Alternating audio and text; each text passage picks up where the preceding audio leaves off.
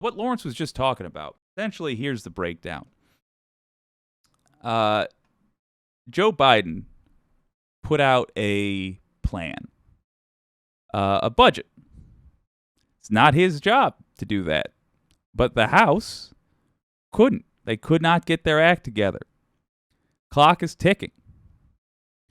And they've been embarrassing themselves because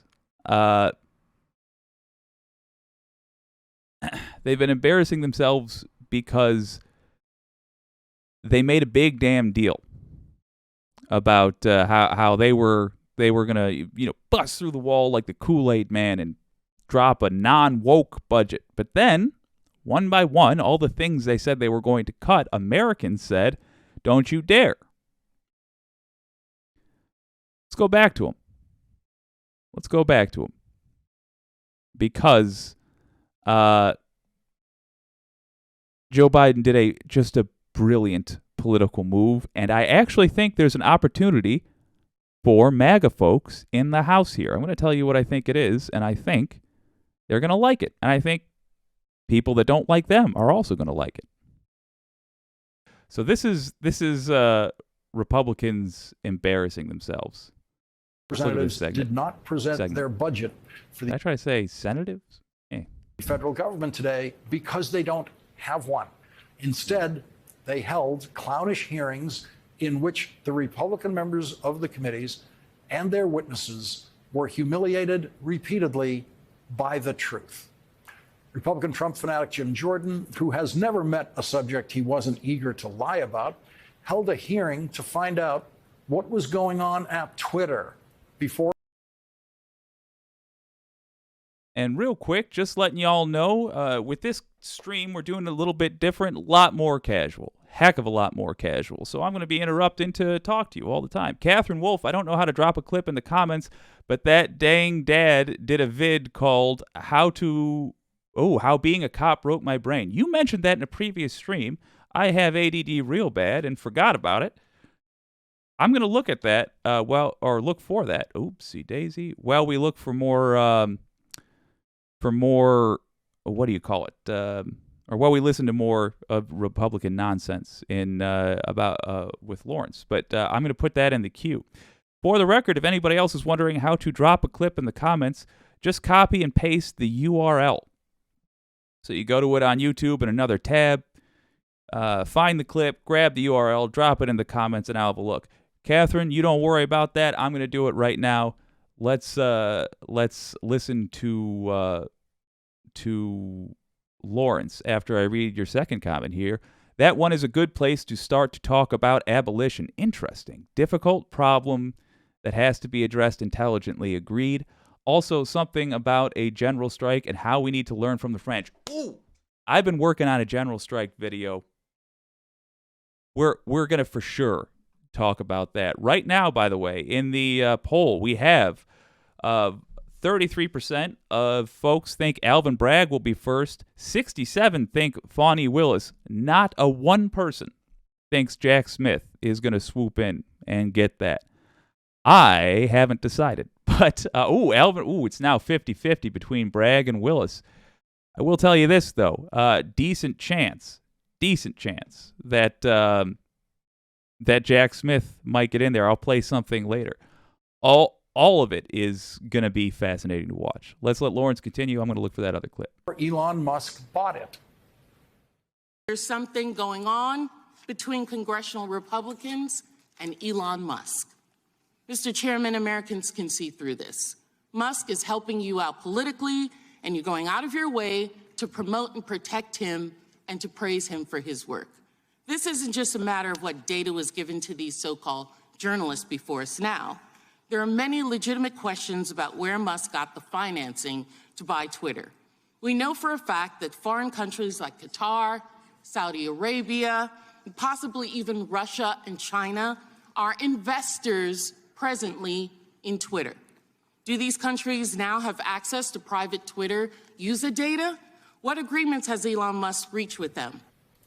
Jim Jordan called Matt Taibbi as a witness. Elon Musk called on Matt Taibbi to analyze a very small selection of electronic communication within Twitter and to then tweet his analysis of that narrowly selected batch of communication that was selected for Matt Taibbi by Elon Musk.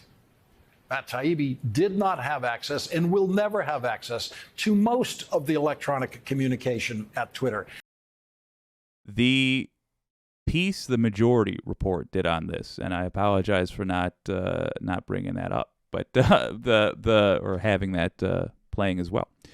The piece they did, though, if you get the opportunity, was fantastic. Matt Taibbi has been such a disappointment. Once upon a time, he wasn't such a shill. He's actually done, way back in the day, some decent reporting. The idea that he is now just so blatantly sold out, super depressing. But it's fascinating to see Lawrence O'Donnell, of all people, talking about something that the Majority Report was on not long ago. There are millions of emails and text messages that Matt Taibbi has never seen and will never see. There it is exactly. Elon Musk spoon-fed. Good Lord. What odd times we live in. I'm cheering for Debbie Wasserman Schultz. Elon Musk spoon-fed you his cherry-picked information, which you must have suspected promotes a slanted viewpoint or at the very least generates another right-wing conspiracy theory. You violated your own standard, and you appear to have benefited from it. Before the release of the emails in August of last year, you had 661,000 Twitter followers. After the Twitter files, your followers doubled, and now it's 3 times what it was last August. I imagine your Substack readership, which is a subscription, increased significantly because of the work that you did for Elon Musk. Now, I'm not asking you to put a dollar figure on it, but it's quite obvious that you've profited from the Twitter files. You hit the jackpot on that Vegas slot machine to which you referred. That's true, isn't it? I've also reinvested. You've made some. No. Is it true that you have profited since you were the recipient of the Twitter files? You've made money. Yes or no? I think it's probably a wash, honestly. No, you have made money that you did not have before, correct? But I've also spent money that I didn't have Okay. before. I just This hired a frickin' group guy. of people to Patently investigate. obvious answer, reclaiming my time. That way of being like, no, that's bullshit, and you know it, never used to happen. The closest we used to get, if you remember way back in ancient days of like 5 or 6 years ago, was like Elizabeth Warren speaking frankly. Hell yeah. Even Debbie Wasserman freaking Schultz is up there just... I love it. Oh, God, I love it. Amazing. Attention is a powerful drug. Eyeballs, money, prominence, attention, all of it points to problems with accuracy and credibility. And the larger point, which is social media companies are not biased against conservatives, and if anything, they ignored their own policies by allowing Trump and other MAGA extremists to post incessant lies, endangering public safety and even our democracy. Hypocrisy is the hangover of an addiction to attention. Well, yeah, he's going to do it. What a line. Hypocrisy is the hangover of an addiction to attention. That hypocrisy was in all of these Republican hearing rooms today. In a hearing of a subcommittee of the House Judiciary Committee, the issue of enforcing possible subpoenas served on the Biden administration was the subject of the day. Jim Jordan was not present at this hearing, but he is the chairman of the full Judiciary Committee, of which this subcommittee is a part. Okay. So we're about to see more Republican clownishness. I just want to say, on the off chance that somebody's watching this is somehow got a connection to MAGA folks, I do have a suggestion for you for how you can get out of this pickle, move on and talk about other things, and generally have a more successful political career. And if you can get through me making fun of you for another 3 minutes and 40 seconds, I'll tell you. And I think it's quite rich that we are talking about subpoena compliance under a chairman of the full committee who who was absolutely out of subpoena compliance in the last Congress. So we're going to haul witnesses in here today and claim that they did not comply with subpoenas or requests. And that request is so rich because it's coming from a chairman who himself did not comply with the January 6 committee's request. So May 31, you see a letter sent to then Representative Jordan asking that he honor his subpoena. He was asked over and over and over, you were a witness to a crime. You were a witness to the greatest crime ever committed with the most criminals ever indicted in America. Will you help your country? Will you comply with that subpoena? No compliance, crickets, absolute defiance of the subpoena. And because of that defiance, the chairman was referred, and it's still pending, to the House Ethics Committee. And why? Well, it's because he took an oath. And I want to have the congressional oath put up there, but the congressional oath mandates that members of Congress defend the Constitution without any mental reservation, or as it says on the slide, purpose of evasion. Ooh. Not. Let me, I'll get out of the way for that. Look at that. This, folks, is actually good politicking. This is what it looks like when you have Democrats not pulling punches, not trying to avoid embarrassing people they see as ultimately their allies, even though these people for decades have been accusing them of all kinds of insanity, who have been operating dishonestly. It has been amazing watching the House turn around and slap down this nonsense. I hope it continues. I hope we get the House back. I hope we get the House, Senate, and presidency in 24. But I hope this attitude stays forever. I hope this is the new generation of politics. Even if you come from the old generation of politics, this is the new way. Because it's good.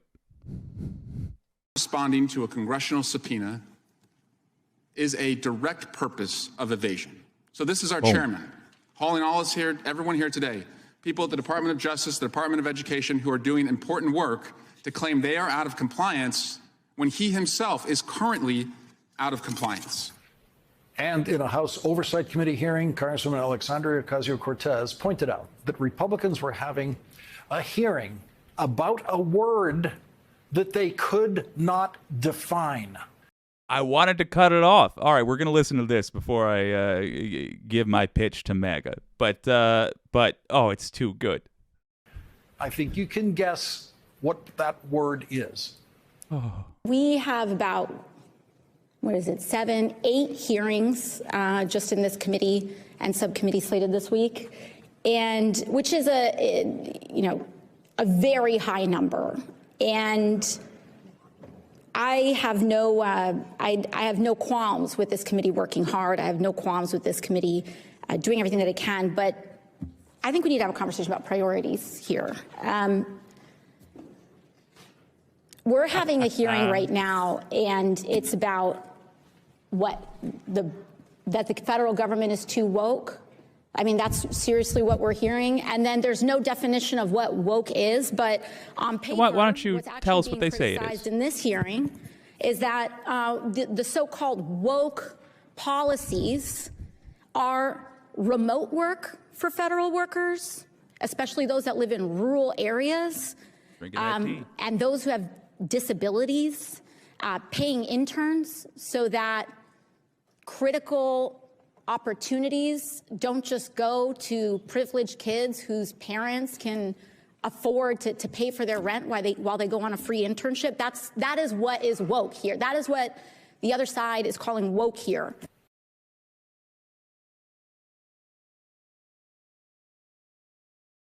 All right.